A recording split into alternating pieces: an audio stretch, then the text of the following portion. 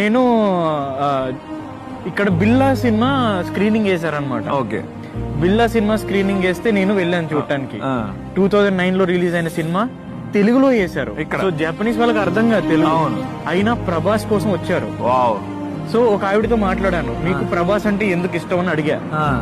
నేను బాహుబలి చూసిన దగ్గర నుంచి నాకు ప్రభాస్ అంటే నచ్చాడు, కాబట్టి నేను ప్రభాస్ అన్ని సినిమాలు చూస్తున్నానని చెప్పారు. అప్పుడు నేను అడిగా, మీరు ఎక్కడి నుంచి వచ్చారు అంటే, నేను ఒసాకా అనే సిటీ నుంచి వచ్చానన్నారు. చాలా దూరం.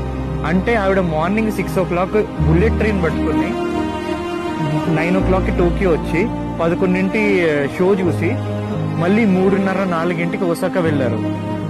ఒక రావటానికి 10,000 రూపాయలు, వెళ్ళటానికి 10,000 రూపాయలు, 20,000 రూపాయలు ప్లస్ 5,000 టికెట్. అంటే 45,000 పెట్టి ఒక్క రోజుకి బిల్లా సినిమా చూడటం కోసం వచ్చారనమాట. అట్లా ఉంటది అనమాట జపనీస్ వాళ్ళు. ఒకసారి అభిమానం ఇచ్చారంటే వాళ్ళు వదలరు.